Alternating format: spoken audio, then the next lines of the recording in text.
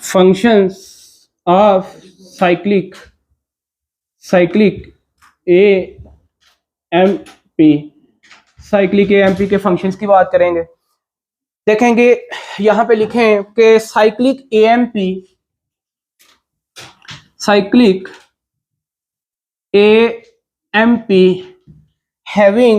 has different functions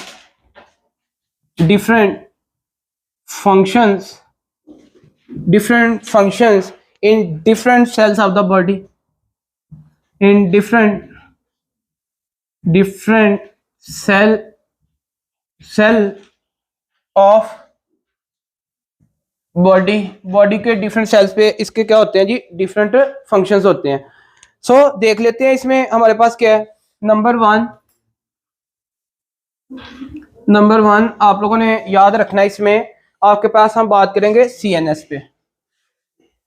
doctor साहब CNS is सबसे पहले हम डिस्कस करेंगे जनाब अली किसमें, CNS पे। CNS central nervous system basically is a composed of, हाँ जी, spinal cord and brain, spinal cord and brain. अच्छा, बेसिकली हम डिस्कस करने जा रहे हैं किसको, इस ब्रेन को। ठीक होगा जी, हमने इस ब्रेन में देखना है कि साइक्लिक AMP का क्या फंक्शन है। तो आपने ये याद रखना है कि ब्रेन में जब भी साइक्लिक AMP का लेवल ज्यादा होगा ना, तो lead to activation of the brain, increase, लिखें प्लीज अपनी वर्डिंग में लिखिएगा जरा, increase cyclic AMP level in brain lead to activation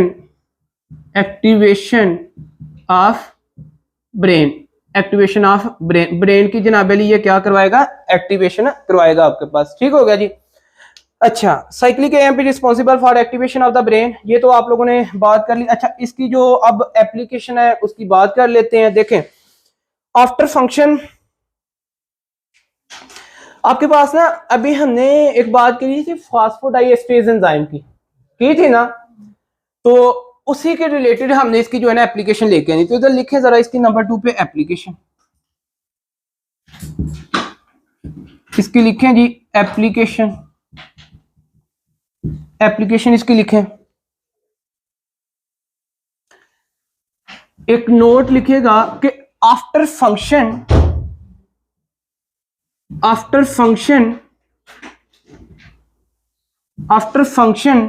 cyclic AMP will metabolize by enzyme MCQ था जी ये, by enzyme known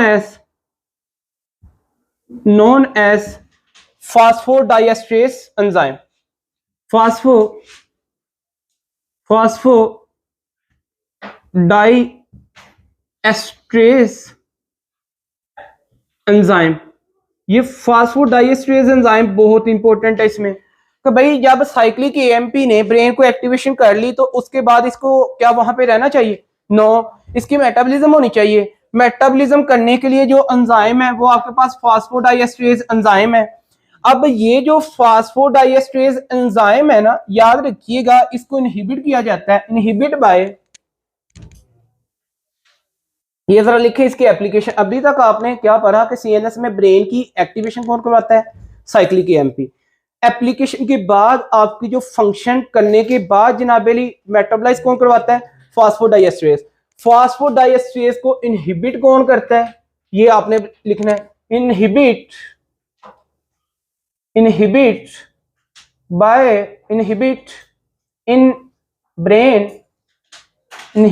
in brain by dash, by, यहां पे लिखते जाए नंबर 1 जनाबेली, ये लिखिएगा please, inhibit in brain by caffeine.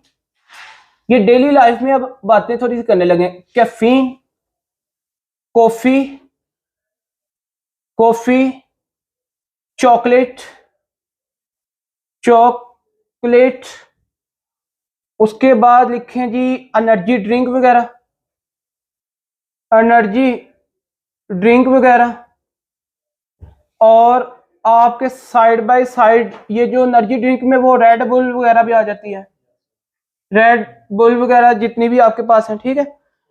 और एनर्जी ड्रिंक वगैरह आ गई। अच्छा, फार्माकोलॉजी के हिसाब से इसकी थोड़ी सी बात कर लेते हैं एंड पे। देखें, हुआ मेरा कहने का मतलब ये है ना कि साइक्लिक एएमपी चलें जी, हमें ब्रेन में चाहिए था, आप काम कर रहे हैं। मैं आपसे एक बात मैं पूछ रहा हूँ, अब डॉक्टर गुल्ले ये लिख रही हैं, ठीक है, अब मुझे ये बताएं लिखने के दौरान क्या इनके ब्रेन को शट डाउन करना चाहिए कि या फिर एक्टिव होना चाहिए? एक्टिव। तो इस दौरान इनको ऐसी कौन सी चीज है जो इस दौरान इनको लेनी चाहिए एक्टिवेशन के लिए? चॉकलेट्स भी ले सकते हैं, कॉफी भी ले सकते हैं, सब। क्यों? मैं आपसे पूछ रहा हूं क्यों लेंगे ये? क्योंकि ये एंजाइम फास्फोडाइएस्ट्रेज को इनहिबिट कर देंगी। जब ये इनहिबिट होगा, साइक्लिक एएमपी का लेवल इनके ब्रेन में ज्यादा होगा, ब्रेन एक्टिव होगा, काम भी अच्छे तरीके से करेंगी। मेरा आपसे ये क्वेश्चन है, क्या कैफीन बेहतर है इनके लिए कि चॉकलेट बेहतर है इस टाइम? चॉकलेट। वाई? क्योंकि चॉकलेट ब्रेन की जो फ्यूल है, जो ये कंज्यूम करता है, ये ग्लूकोज है। तो चॉकलेट के अंदर दो चीजें हैं बेसिकली, आपको पता है, शुगर भी है, तो जनाबे अली इसमें कैफीन भी है। तो भाई ब्रेन भी एक्टिव है, काम भी अच्छा करेगा, तो एक्टिव भी रहेगा, काम भी अच्छा करेगा। तो इसलिए चॉकलेट मैं आपको उस दिन भी कह रहा था कि खाया करें ड्यूरिंग एग्जाम, ड्यूरिंग प्रैक्टिस। उसमें तो चॉकलेट में होगी ग्लूकोज, उसको तो मेटाबॉलिज्म में टाइम लगेगा। जो एनर्जी ड्रिंक में होगी तो वो तो सिंपल फॉर्म होती है, तो मतलब जल्दी डाइजेस्ट होती है। बात आपकी किसी हद तक ठीक है, लेकिन हम देखते हैं उनकी कंपोनेंट्स को, कंपोनेंट की अमाउंट कितनी कितनी है, किसमें कितनी कितनी। अब ब्रेन के लिए आपके पास, हाँ उसमें कैफीन तो है, ठीक है कैफीन तो है, लेकिन ग्लूकोज लेवल तो उसमें नहीं है ना। हम तो मोस्ट बेस्ट की बात कर रहे हैं कि हमारे लिए डेली लाइफ में कौन सी चीज अच्छी है। जैसे मैं इस कंटेंट के साथ बात कर रहा हूँ। हाँ, लेने से आप ले भी पता है, एग्जाम में एक एमसीक्यूज आता है जी, आपके पास एक ड्रग है जो इस एंजाइम को जो है इनहिबिट करती है, ठीक है, उसका नाम है सिल्डेनाफिल। फार्मा के अंदर एमसीक्यूज है, फिर एक दफा पढ़ेंगे सिल्डेनाफिल। और ये आप लोगों को पता है कहाँ पे ज्यादा मतलब किसको यूज किया जाता है? सिल्डेनाफिल आपके पास पता है, ये phosphodiesterase enzyme also responsible for breakdown of nitric oxide which are responsible for vasodilation, जो कि एंडोथेलियल सेल से आपके पास रिलीज होते हैं।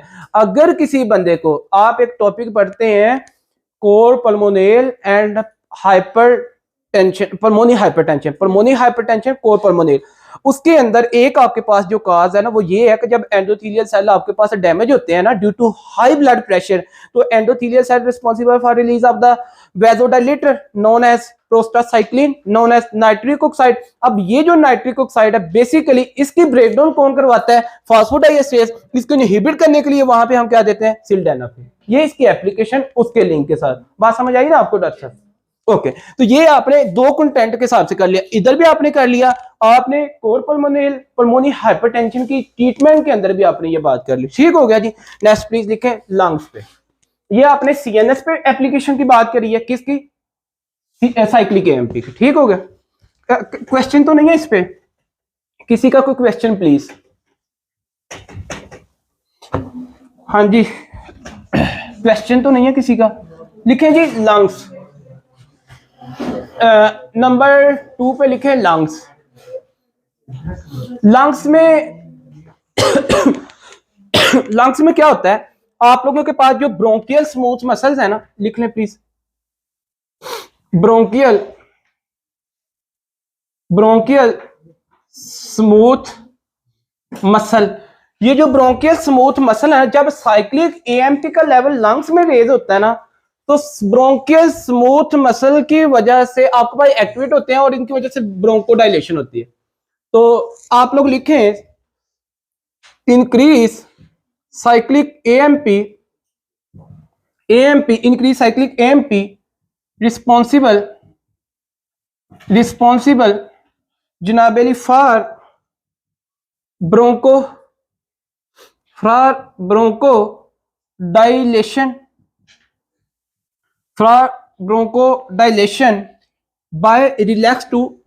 Bye relax to bronchial smooth muscle. तो भाई साइक्लिक एएमपी का जब भी लेवल रेज होगा तो ब्रोंकस, मैंने एक बात करी थी, देखें किसी जगह पे ये आपके पास एक्टिवेशन करवा रहा है, किसी जगह पे ये ब्रोंकोडाइलेशन करवाएगा, किसी जगह पे इनहिबिशन करवाएगा। Different part of the body पे डिफरेंट सेल्स पे डिफरेंट फंक्शंस है ना, ये बात तो हम पहले कर चुके हैं, इसलिए मैंने लिखा भी था। तो लिख लें relax to the bronchial smooth muscle. इसमें आप लोग अच्छा एक और बात याद रखें, यहां पे एक तो बात हमने कर ली है कि जनाबे अली फास्फोडाइएस्टेरेज एंजाइम को जो इनहिबिट करती है वो आपके पास कौन कौन सी चीजें हैं, ये आप लोगों ने लिख ली, और सेंडेनाफिल आप लोगों ने लिख ली। अब यहाँ पे जो फार्मा के एमसीक्यूज आपने करना है ना, वो जरा कर लें, साइड बाय साइड जरा फार्मा की बात कर लें। फार्माकोलॉजी में अगर आपने लंग्स में साइक्लिक एएमपी का जनाबे अली यहाँ पे अगर आपने इसका लेवल को कम करना है तो आप लोग क्या करते हैं, इंक्रीज बाय लिख लें मिथाइल, ये लिखें methyl xanthine derivative, methyl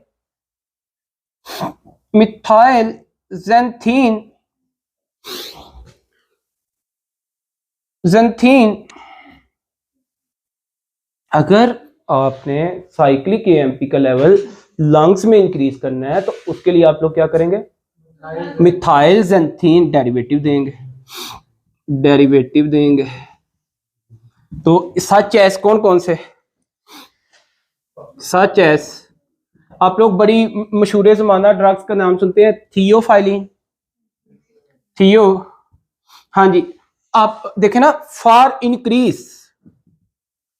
increase cyclic AMP in lungs, अगर लंग्स में आपने इंक्रीज करना है, ब्रेन में इंक्रीज करना है, फास्फोडाइएस्टेरेज एंजाइम को वहां पे इनहिबिट किया किसकी वजह से, कैफीन की वजह से, सिल्डेनाफिल की वजह से, डिफरेंट आपने फैक्टर्स की बात की। यहाँ पे थायोफाइलिन और आपने जनाबेली यहाँ पे पढ़नी है थियोब्रोमाइन,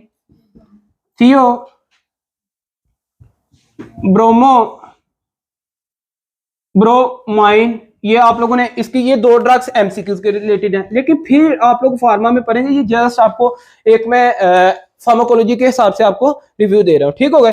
इनहिबिट ऑफ फास्फोडाइएस्टेरेज एंजाइम, ठीक होगा जी। तो भाई मैंने एक बात तो आपको कर दी, मैंने ये बात तो आपको कह दी है कि साइक्लिक एएमपी की मेटाबॉलिज्म के लिए एंजाइम कौन सा है, फास्फोडाइएस्टेरेज एंजाइम।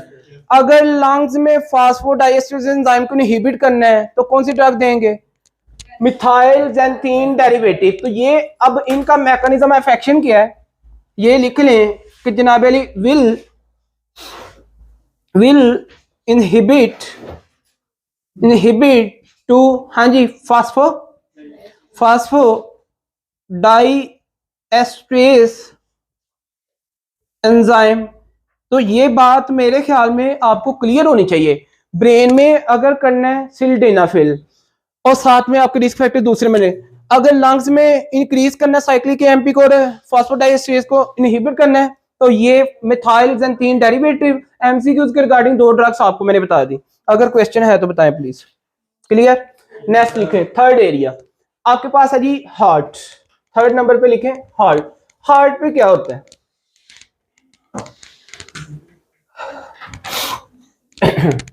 अगर ना समझ आए जहां पे मुझे प्लीज आपने पूछ लेना। नंबर थर्ड पे आपके पास क्या जी heart, how many layers of the heart, 3 layers ना। हार्ट की कितनी लेयर्स हैं, 3 लेयर्स हैं, पेरिकार्डियम, मायोकार्डियम, एंडोकार्डियम। हमने बात करनी है यहाँ पे मायोकार्डियम के साथ हमने यहाँ पे डिस्कशन लेके आनी है, ठीक हो गया जी।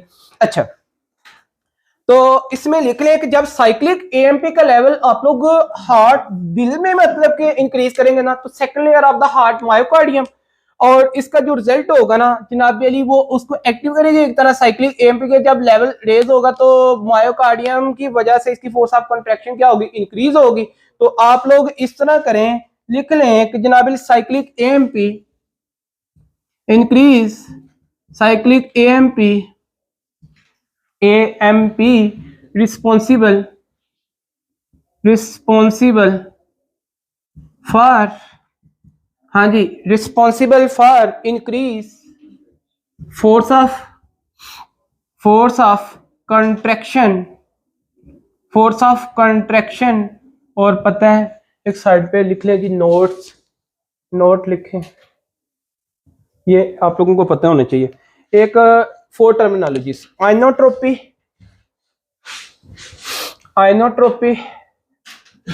उसके बाद लिखें जी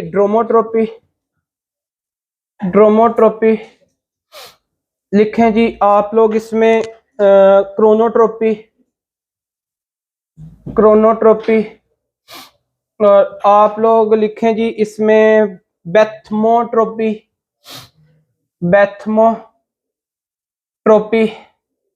और लास्ट पे लिखें जी लूसीट्रोपी।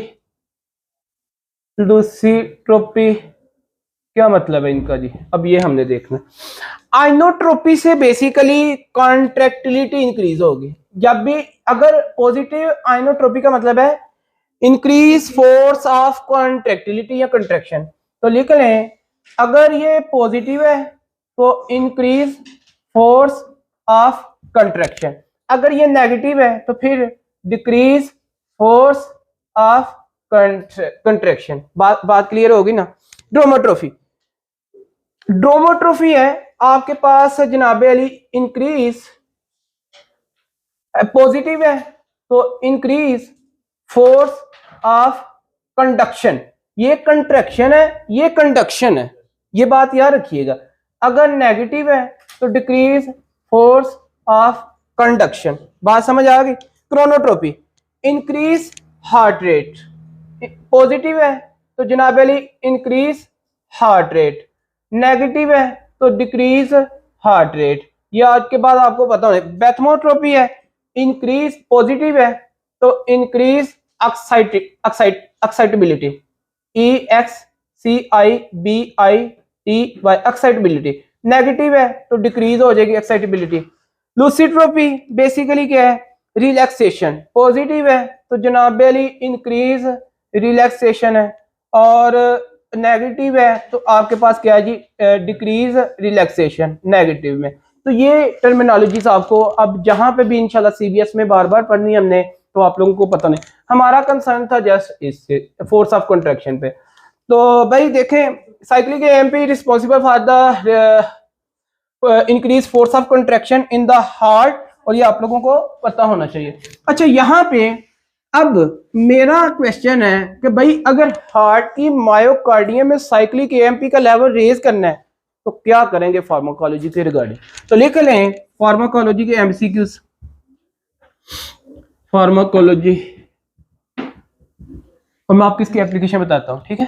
तो for increase cyclic AMP by inhibit 2 phosphodiesterase enzyme in heart. जनाबली अगर हार्ट में आप लोग ये करना चाहते हैं इसके साइक्लिक एएमपी के लेवल को, तो आप लोग लिखेंगे विल यूज कभी ये ड्रग के नाम सुने हैं, एमी लिखे प्लीज, एमरीनोन, ठीक होगा जी, ये ड्रग का नाम है। और मिलरीनोन, ये दोनों के दोनों आपके पास इसके नाम है, ठीक होगा जी। तो ये दोनों आपके पास क्या है, फॉस्फोडाइएस्टरेज एंजाइम इनहिबिटर है। और याद रखिएगा जो इसमें पोटेंट है ना, जो ज्यादा मतलब कि पोटेंट है वो ये है, इसकी ज्यादा मतलब कि कैपेसिटी है, ठीक है। और पता है ये इसकी जो यूज है ना, commonly use for heart failure, इसको हम हार्ट फेलियर में भी यूज करते हैं, और ये आप लोग फार्मा में इंशाल्लाह पढ़ेंगे। एमरीनोन और मिलरीनोन, ठीक होगा जी, ये दो ड्रग्स हैं जो कि इनहिबिट करती हैं किसको, फास्फोडाइएस्टेज एंजाइम को, और जनाब अली साइक्लिक एएमपी के लेवल को रेज करते हैं किसमें, मायोकार्डियम में। मायोकार्डियम की फोर्स ऑफ कंट्रैक्शन हमें कब चाहिए, ऐसे कौन से पेशेंट हैं जिनमें हमें चाहिए आपके ख्याल में, वही है ना जिनका हार्ट फेलियर हो, जिनमें मतलब कि ब्लड, हालांकि हार्ट फेलियर का मतलब ये है ना कि हार्ट काम तो कर रहा है लेकिन अपने नॉर्मल से कम कर रहा है, ठीक हो, मतलब 5 लीटर ब्लड करने के पंप करने के बजाय मे बी 3 लीटर का रहा हो, मे बी 4 लीटर का रहा हो। हम क्या करते हैं, हम हार्ट की एक्टिविटी, फोर्स ऑफ कंट्रैक्शन को, कंट्रैक्शन डन बाय मायोकार्डियम, तो हम क्या करेंगे, हम एमिनोन आपके पास ड्रग देंगे पेशेंट को, और ये इंशाल्लाह हार्ट फेलियर मतलब उसकी एज ए कंपलसेटरी आगे लाइफ में सपोर्टिव होगा, ठीक होगा, क्लियर। आप लिख नहीं रहे प्लीज, चलें जी आगे। हार्ट के बाद हमारे पास जो साइट है, लिखें जी ब्लड सेल, ब्लड सेल की बात कर लेते हैं। तो ये एमसीक्यूज आपके पास हैं कि नहीं है फार्माकोलॉजी के, ये सारे के सारे एमसीक्यूज हैं। देखें ये चीजें आपने यहां पे की है ना, जब फार्मा में करेंगे तो भाई आपने एक विजन होगा ना, आपका एक विजन होगा कि नहीं होगा। अभी आप लोग यहाँ पे विजन करते जा रहे हैं, चीजों को आप देखते जा रहे हैं, जब वहां पे लिखेंगे तो आपको होगा हाँ यार ये तो सर ने पढ़ाई थी, कहाँ पढ़ाई थी, हाँ हाँ हाँ हाँ सर्पेंटाइन में पढ़ाई थी। रिकॉल आपकी कैपेसिटी अच्छी होगी, जब रिकॉल कैपेसिटी अच्छी होगी लॉन्ग टर्म मेमोरी अच्छी होगी, ठीक है। तो इसलिए आप लोगों को साइड बाय साइड इन चीजों का पता होना चाहिए। बहरहाल नेक्स्ट लिखें जी आपके पास थर्ड फोर्थ में ब्लड सेल, और ब्लड सेल में भी आप लोगों को पता है ना, ब्लड सेल में तो आरबीसी भी है, डब्ल्यूबीसी भी है, और प्लेटलेट्स भी आ जाते हैं, तो लिम्फोसाइट्स भी आ जाते हैं ना, बी सेल टी सेल भी आ जाते हैं। हमने स्पेशली डिस्कस करना है, specially here discuss about platelets, ये जस्ट आपको मेमोराइज करने के लिए कि हम डिस्कस किसको करने जा रहे हैं, ठीक होगा। प्लेटलेट्स के अगर प्लेटलेट्स पे जनाब अली साइक्लिक एएमपी का लेवल इंक्रीज कर दे ना, तो क्या होगा, देखें लिख लें, increase cyclic AMP responsible increase cyclic AMP on platelets responsible for, हाँ जी ये आपके पास रिस्पॉन्सिबल होगा for inhibition of platelets, for inhibition of inhibition of platelets. तो ये भी आप लोगों को पता होना चाहिए कि इनहिबिशन ऑफ प्लेटलेट्स में, तो भाई मेरा आपसे ये वैसे क्वेश्चन है कि अगर प्लेटलेट्स की इनहिबिशन कर दें तो एग्रीगेशन प्लेटलेट्स, जो ब्लड आपके पास लीकेज है उसका टाइम कम होगा कि ज्यादा, ब्लड आपके पास ज्यादा से ज्यादा निकलेगा ना अगर एरिया इंजर्ड होता है, तो भाई प्लेटलेट्स ना तो आपके पास प्लेटलेट एग्रीगेशन होगी, क्लॉटिंग, हाँ नो डाउट क्लॉटिंग फैक्टर्स आपके पास काम करेंगे, लेकिन फिर भी प्लेटलेट्स की तो जरूरत पड़ती है। प्लेटलेट्स आपके पास जनाब अली VWF के साथ, वॉन वैल्यूएबल फैक्टर के साथ, फिर डिफरेंट तरीकों से एक मैच बनाएंगे, डिफरेंट आपके पास वे आएंगे। जब तक ये नहीं काम करेंगे तो आपके पास क्या नहीं होगी, प्लेटलेट एग्रीगेशन नहीं होगी, तो आपके पास जनाब अली ब्लीडिंग स्टॉप नहीं होगी, ठीक है। तो एक तरह से इसकी ये एप्लीकेशन है। So finally increase level in the platelets by use. अब ये लिख लें कि भाई आप कैसे यूज कर सकते हैं, मतलब इंक्रीज कैसे कर सकते हैं साइक्लिक एएमपी का लेवल इन प्लेटलेट्स। तो फार्माकोलॉजी लिखें, cyclic AMP will increase in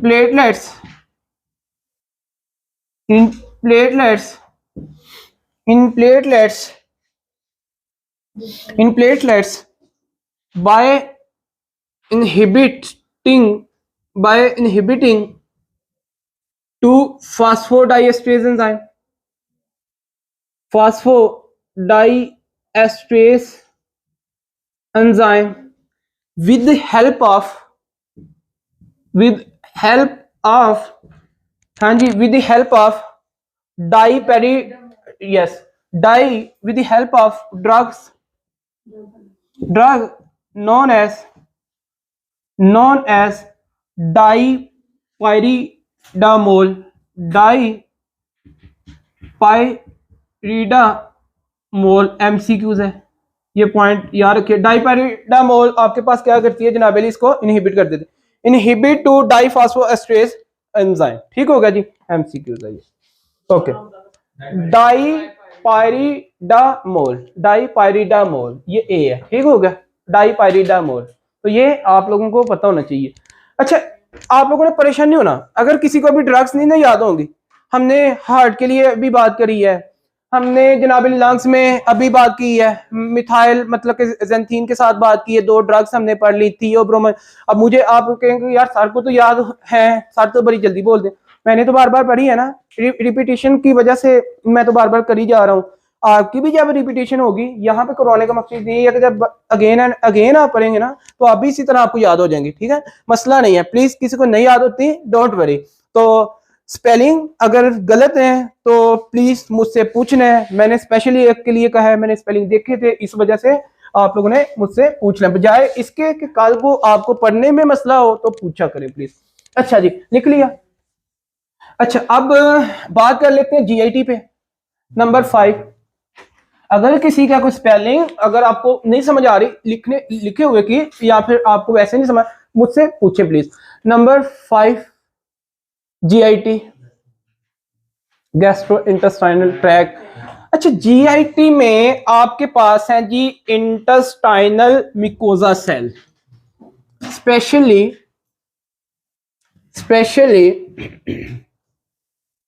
in intestinal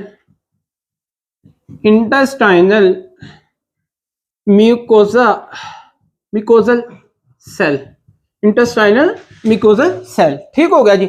अच्छा, यहां से आता है जी एमसीक्यूज। एमसीक्यू जब इंटेस्टाइनल या फिर जीआई मिकोजा में, इसको जीआई मिकोजा भी कह सकते हैं, जीआई कभी कभार ऐसे भी लिखा होता है फार्मा में, जीआई मिकोजा। अच्छा, जब इंटेस्टाइनल मिकोजल सेल में या जीआई मिकोजा में आप लोग साइक्लिक एएमपी के लेवल को रेज करेंगे तो फिर क्या होगा, लिख लें। Increase cyclic AMP, increase cyclic AMP in GI mucosa, in GI mucosa responsible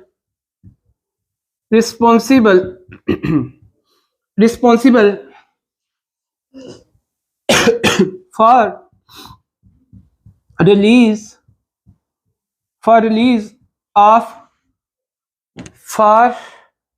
release of increase GI secretion।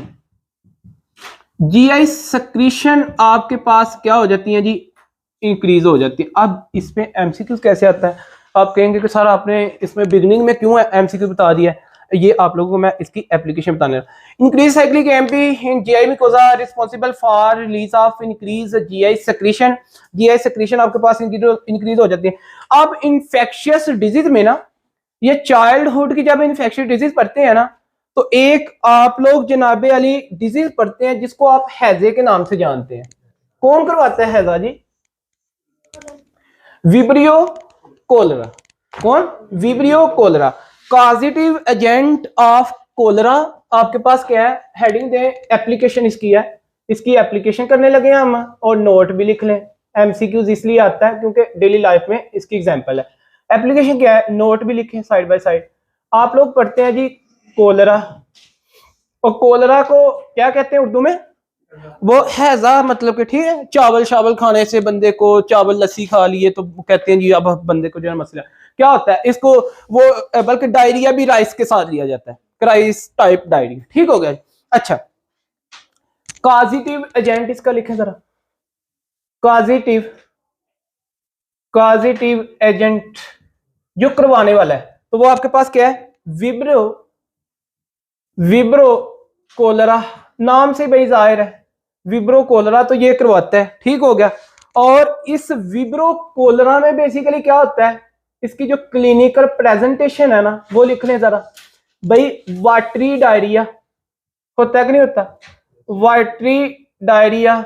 और याद रखिएगा वाटरी डायरिया के साइड बाय साइड ना आप लोगों ने राइसी डायरिया भी याद रखना है, कभी कभार एग्जाम में ये भी आ जाता है राइसी डायरिया, ठीक हो गया। तो ये भी आप लोगों को पता होना चाहिए।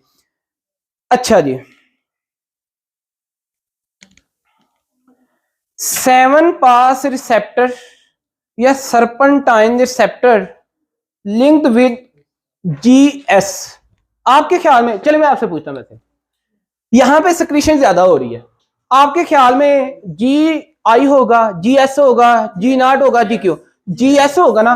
तो अब आप लोगों ने लिखना है कि जनाबे अली फॉर, लिखे MCQs, serpentine receptor for vibrio cholera, receptor for vibrio cholera, vibrio cholera के लिए कौन सा रिसेप्टर है, आज के बाद आप लोगों को यह पता होना चाहिए। Serpentine receptor, serpentine receptor linked with हाँ जी जी एस के साथ जनाब अली, ये आपके पास इसका रिसेप्टर है। विब्रो कोलरा जो कि एक टॉक्सिन है, इसका जो रिसेप्टर है वो कौन सा है, serpentine receptor linked with the GS. जब विब्रो कोलरा का इन्फेक्शन होगा ना तो जनाब अली विब्रो कोलरा का टॉक्सिन आपके पास क्या होगा, गट में बनेगा। टॉक्सिन कहां पे बनेगा, गट में बनेगा। और वो टॉक्सिन, मुझे एक बात बताएं, मेरा आपसे क्वेश्चन है, एक बंदे ने राइस खाए, बाद में उसको इन्फेक्शन हो गया, ठीक है। अब पता चला, इन्वेस्टिगेशन की, माइक्रो ऑर्गेनिज्म कौन सा था, विब्रो कोला। अब विब्रो कोला बॉडी में होगा, अपने टॉक्सिन भी तो देगा ना। अब वो टॉक्सिन क्या करेगा, वो टॉक्सिन आके इस सर्पेंटाइन रिसेप्टर को स्टिमुलेट करेगा। स्टिमुलेशन होने से जीएस आपके पास एक्टिवेट होगी, जीएस एक्टिवेट होगी with the help of GTP convert होगी इसमें, जीटीपी को यूज करते हुए ये जनाबेली एडिनाइल साइक्लेज को एक्टिवेट करेगा। एडिनाइल साइक्लेज एक्टिवेट होगी, ATP convert into cyclic AMP, cyclic AMP raise level of cyclic AMP in GIT mucosa cell lead to increased GIC secretion, and GIC secretion will be produced from the body in the form of watery diarrhea or dry diarrhea। बात समझ आई, ये application है इसकी, और ये आप लोगों को इसका पता होना चाहिए कि लिख लें, मैं ये लिखवाना चाहता हूं, लिखें please. Vibrio cholera toxin pathogenesis, pathogenesis, vibrio cholera toxin, vibrio cholera toxin जनाबेली, ये आपके पास एक लाइगेंड हो गया ना, फिर क्या ख्याल है, ये तो फिर लाइगेंड हो गया एक तरह से। अच्छा, vibrio cholera toxin will stimulate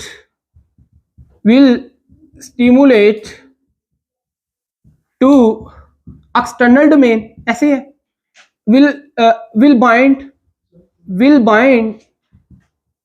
will bind to external domain of serpentine receptor linked with हाँ जी GS, ठीक होगा, and lead to stimulation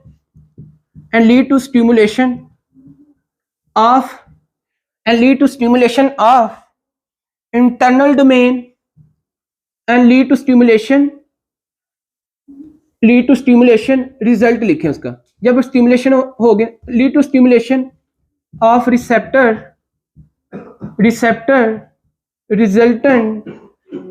resultant internal domain will expose हाँ जी टू GS प्रोटीन, ऐसे है, GS protein and then alpha alpha S domain will will use GTP will use GTP and will use GTP by converting from GTP to GTP with the help of phosphodiesterase, ऐसे है। अच्छा, GTP and act on adenyl cyclase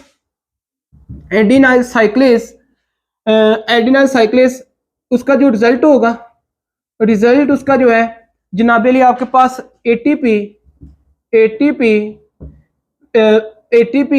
convert into cyclic AMP। तो यहां पे लिख लें cyclic AMP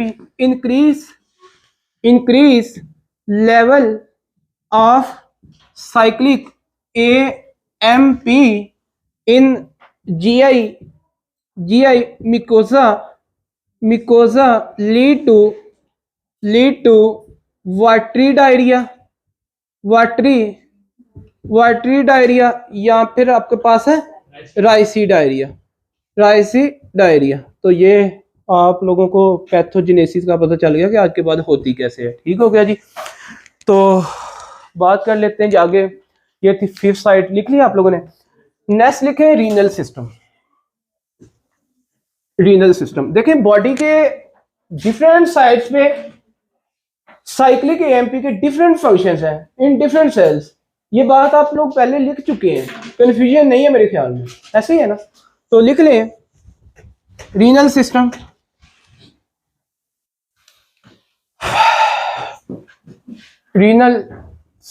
ये number 6 पे है ना, रीनल सिस्टम। अच्छा, रीनल सिस्टम में ना याद रखिएगा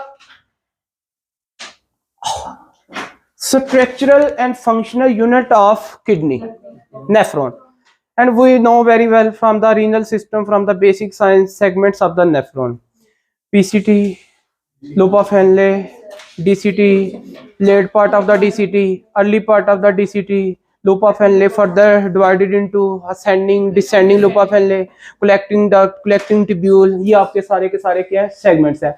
हमें चाहिए स्पेशली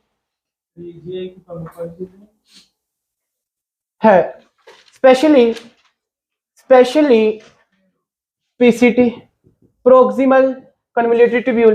ठीक हो गया। अच्छा, PCT में याद रखिएगा, PCT के अंदर क्या होता है कि आपके पास ना 2-3 आप लोगों ने काम रखे। जब PCT में साइक्लिक AMP का लेवल आपके पास ज्यादा होता है ना, तो इसमें ये लिख लिया आप लोगों ने। इसको समझने से पहले ना 2-3 काम आने चाहिए।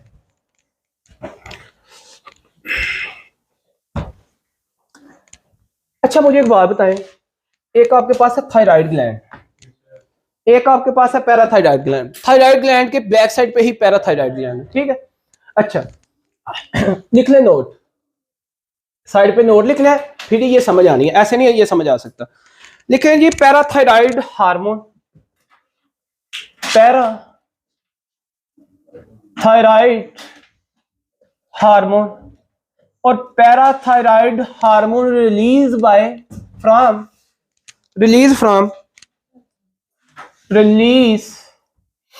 From parathyroid gland, parathyroid gland. और पता है थायराइड ग्लैंड से कौन कौन से आते हैं, T3 एंड T4 ना। चले, तो रिलीज फ्रॉम पैराथायराइड। अच्छा, अब पैराथायराइड हार्मोन कौन सा है जी, सच एज बताएं, सच एज PTH। वही मतलब कि वही आपके पास, इसको सिंपल फॉर्म में, सिंपल जो इसकी एब्रीविएशन है वो आपके पास क्या है, PTH है, parathyroid hormone release from the parathyroid gland. अच्छा जी, अब इसका रिसेप्टर PTH लिख ले प्लीज। PTH हैविंग हर एक हार्मोन का अपना अपना रिसेप्टर है ना। PTH हैविंग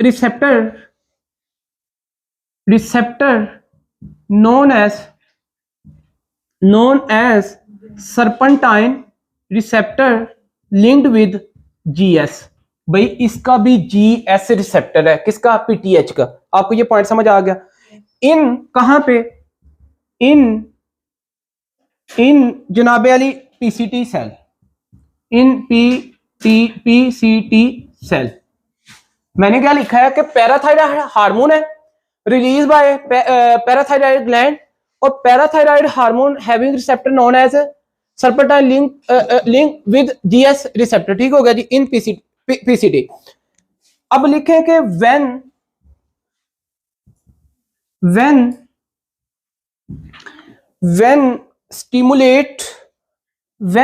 stimulate या एक्टिव स्टिमुलेट या फिर एक्टिव टू रिसेप्टर, जब इसको एक्टिवेट किया जाता है या फिर स्टिमुलेट किया जाता है टू रिसेप्टर वाई PTH। भाई PTH हार्मोन का ये रिसेप्टर है, तो PTH से ही होगा ना। जब इसको मतलब कि व्हेन स्टिमुलेट या active to serpentine receptor linked with GS। ठीक होगा जी, linked with GS। When stimulate या active to serpentine receptor linked with GS, तो वाई PTH। इस तरह मैंने थोड़ा सिंपल करके इसलिए लिख रहा हूं ताकि आप लोगों को कल को पढ़ने में मुश्किल ना हो। व्हेन स्टिमुलेट या active to serpentine receptor linked with GS, why PTH। PTH के साथ जब इसको किया जाएगा एक्टिव, रिजल्ट उसका क्या होगा? लिख लें जी, रिजल्ट उसका लिखें। रिजल्ट होगा जी आपके पास इंक्रीज। अब मुझे आप बताएंगे रिजल्ट क्या होगा? इंक्रीज साइक्लिक AMP की decrease cyclic AMP? Increase cyclic. Result increase cyclic AMP। मैंने शॉर्ट कर दिया। साइक्लिक AMP कहां पे भाई? इन PCT सेल ऑफ नेफ्रॉन। ठीक हो गया जी, PCT सेल ऑफ नेफ्रॉन लिख लें प्लीज। नेफ्रॉन के PCT सेल में ये आपके पास जब साइक्लिक AMP का लेवल PCT के सेल पे इंक्रीज होगा ना, तो इसके लिखें फंक्शन। आगे इसके हैं जी फंक्शन, तो लिखें, आपको पता है कि लीड टू टू फंक्शंस। इसके जनाब अली दो फंक्शंस आपके पास होंगे। कौन कौन से? इन PCT। तो लिख लें इसके फंक्शंस आपके पास। एक तो ये है कि decrease phosphate reabsorption, decrease phosphate reabsorption. पता है 100 में से ना अगर 100% रीअब्जॉर्प्शन होनी है ना, मतलब कि आपकी फॉस्फेट की, तो फिर उसमें से जो 85% है ना, वो आपके पास होती है PCT में से। ये बात याद रखनी है, 85% फॉस्फेट की reabsorption done by PCT cell. 15% आपके पास आगे होती है, रीनल में बात करेंगे। लेकिन डिक्रीज फॉस्फेट रीअब्जॉर्प्शन इन PCT सेल, आप लोग तो इस कंटेंट में देख रहे हैं ना कि जब आपने serpentine receptor linked with the GS को स्टिमुलेट किया, साइक्लिक AMP का लेवल रेज हुआ कहां? PCT में। उसके फंक्शन क्या है? दो। एक तो उसने फॉस्फेट की रीअब्जॉर्प्शन को क्या कर दिया? कम कर दिया। दूसरी तरफ देख लें, MCQs है जी दूसरी तरफ वाला। तो क्या MCQs है? एक्टिवेशन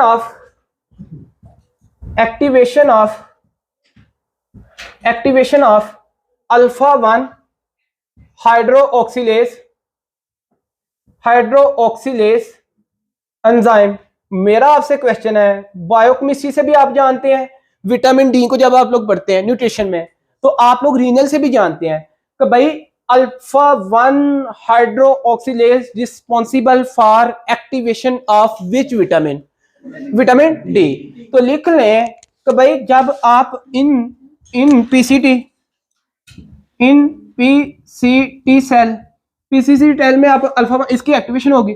जब इसकी एक्टिवेशन होगी डन बाय, अच्छा एक्टिवेशन किससे हो रही है मुझे ये बताए ना, एक्टिवेशन किससे हो रही है? अल्फा 1 की by why increase cyclic AMP की वजह से हो रही है इन PCT। मैं आपको एक एक वर्ड क्लियर करना चाह रहा हूं, ठीक है? अच्छा, आफ्टर एक्टिवेशन, अब लिखें आफ्टर एक्टिवेशन, जब इसकी एक्टिवेशन होगी ना, after activation of alpha 1 alpha hydroxylase, 1 alpha hydroxylase, जब इसकी एक्टिवेशन होगी तो lead to activation of activation of vitamin D. भाई विटामिन डी आपके पास जो है ना, सनलाइट से भी लेते हैं आप लोग डिफरेंट डिफरेंट फूड से भी लेते हैं, तो वो आपके पास एक्टिव फॉर्म में नहीं होता, ठीक है। इसकी डिफरेंट आपके पास फॉर्म्स हैं जो कि आप लोग बायोकेमिस्ट्री में पढ़ते हैं। इसकी 2 से 3 फॉर्म्स हैं जो कि आप लोग इसको करते हैं, एक्टिव फॉर्म, इनएक्टिव फॉर्म। एक आपके पास 125 हाइड्रोक्सिलेज भी एक एंजाइम है, तब आपकी बार हल वो इंशाल्लाह बात करेंगे बायोकेमिस्ट्री के अंदर, ठीक है। सो ये थी बात आप लोगों के पास। यहाँ पे मैंने विटामिन डी की एक्टिवेशन जब करवाई तो भी ये आपके पास कैल्शियम में मतलब आगे रोल प्ले करता है, ठीक हो गया जी। लेकिन आगे हम इसको नहीं लेके जाएंगे, इसकी जस्ट हमारे पास यहाँ तक एप्लीकेशन है। अच्छा जी, ये थी इसकी एप्लीकेशन। एमसीक्यूज के रिगार्डिंग कुछ पॉइंट लिखें, फिर इसको वाइंड अप करते हैं। लिख लिया था ना? चलें, कितनी साइट्स पढ़ ली हैं आप लोगों ने? जब फार्मा में जाएंगे ना 10 से 12 साइट्स पढ़ेंगे, ठीक, फिर ये रिवाइज कर लेंगे। लेकिन अभी क्यों मैंने बताया, तो आपको ये तो पता हो ना साइक्लिक एएमपी का काम क्या है, ठीक है। अभी तक हमें आपने ये सीखा, तो लिखे रिसेप्टर फॉर एड्रीनालिन। नोट, ये आपने नोट लिखना है प्लीज, बस। रिसेप्टर फॉर एड्रीनालिन, भाई एड्रीनालिन या नॉन एड्रीनालिन कौन कौन से रिसेप्टर है? हाँ जी, एक होते हैं ना adrenergic receptor, also called adrenergic receptor होते हैं ना, एडिनर्जिक रिसेप्टर। तो कौन कौन से एडिनर्जिक रिसेप्टर फिर मशहूर जमाना 4 ही हैं फिर आपके पास। कौन कौन से? Alpha 1, alpha 2, beta 1 and beta 2। मशहूर जमाना तो यही है आपके पास, ठीक हो गया।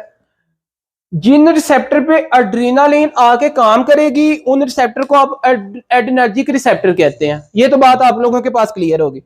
एडिनर्जिक रिसेप्टर की बेसिकली एक तरह से आप लोगों ने हेडिंग दे दी और फिर आप लोगों ने कहा कि ये एडिनर्जिक रिसेप्टर 4 इन नंबर्स हैं, ठीक है। तो फेमस आपके पास ये है। अच्छा, इसी की बेस पे ना अब मैंने आप लोगों को आगे टर्मिनोलॉजी इसकी बतानी। आप लोगों ने पढ़ा क्या है मुझे ये बताइएगा, आप लोगों ने पढ़ा क्या है अभी? मतलब जो डिस्कशन हमारी कल से चल रही है इस लेक्चर में, सर्पेंटाइन के बारे में पढ़ी है ना, सर्पेंटाइन की 4 टाइप्स की बात करी है ना। अब ये सुन लें प्लीज। अल्फा 1 लिख लें प्लीज, ये बात आप लोगों को पता होनी चाहिए। Alpha 1 is an serpentine receptor linked with जनाबेली GQ। ये आपके पास GQ के साथ होता है, ठीक है। अभी बात कर लेते हैं आगे इसकी भी। ऑल एडिनर्जिक रिसेप्टर और सर्पेंटाइन रिसेप्टर, नोट लिख लें। All adrenergic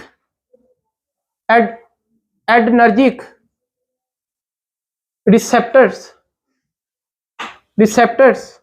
are serpentine. तो मेरा आपसे क्वेश्चन है, ये प्लाज्मा मेम्ब्रेन से कितनी दफा पास कर रहे होंगे? 7 time. All adrenergic receptors are serpentine receptor. तो भाई ये अब ये सुन ले कि कौन कौन से हैं। ये आपको अल्फा 1 क्या है? GQ है ना। फिर आपके पास जनाबेली सेकंड पे आ जाता जी इसमें अल्फा 2। तो लिखे इसमें आपके पास is an serpentine receptor link with GI, is an serpentine receptor link with GI। ये GI से है, ठीक हो गया जी। फिर बीटा 1 और बीटा 2 की बात आ जाती है, तो ये both are serpentine receptor link with GS। ये दोनों के दोनों किससे हैं? Serpentine receptor link with GS। तो बात ये क्लियर हो गई ना। अगर आपको कोई पूछे कि भाई अल्फा 1 कौन सा है सर्पेंटाइन रिसेप्टर, तो आप बताएंगे ना GQ। अगर आपसे कोई पूछे अल्फा 2 कौन सा है तो बताएंगे GI है। तो मुझे एक बात बताएं, क्या सारी डिटेल जो आपने पढ़ी है इन पे अप्लाई होगी कि नहीं होगी? अगर एपिनेफ्रीन आके बीटा 1 को एक्टिवेट करती है हार्ट पे, एग्जांपल मेरी आप लोगों से है भाई, अगर एपिनेफ्रीन आके serpentine receptor linked with GS को एक्टिवेट करती है तो क्या होगा? स्टिमुलेशन होगी। तो इंटरनल डोमेन ऑफ द जनाबेली serpentine receptor linked with the GS की क्या होगी? एक्सपोज होगी। किसको? जी प्रोटीन को। जब जी प्रोटीन को जनाबेली एक्सपोज होगी तो मुझे आपने ये बताना है कि जो जी एस प्रोटीन उसके 3 पेप्टाइड्स हैं, अल्फा 1 अल्फा एस जो उसकी डोमेन है वो आपके पास क्या करेगी जनाब अली? जीडीपी से कन्वर्ट होगी जीटीपी, और जीटीपी को यूज करते हुए एडिनिल साइक्लेज को क्या करेगी? एक्टिवेट करेगी। जब एक्टिवेट करेगी तो क्या होगा? ATP change into cyclic MP. तो जब cyclic AMP beta 1 we know very well from, हाँ जी, एस्टेब्लिश्ड या localised specially mainly in the heart. Heart की जब मायोकार्डियम में ये बीटा 1 को एक्टिवेट करेगी एपिनेफ्रीन, तो जीएस आपके पास एक्टिवेट करेगी एडिनाइल साइक्लेज को। एडिनाइल साइक्लेज आपके पास जब एक्टिवेट होगी एटीपी कन्वर्ट होगी साइक्लिक एएमपी में। जब मायोकार्डियम की लेयर जो कि second layer of the heart है वहां पे जनाबे अली क्या हो? साइक्लिक एएमपी का लेवल रेज हो, इंक्रीज फोर्स ऑफ कंट्रैक्शन, तो patient will lead to tachycardia. आपके पास क्या होगी? बीट्स ज्यादा होंगी ना, ज्यादा होंगी ना।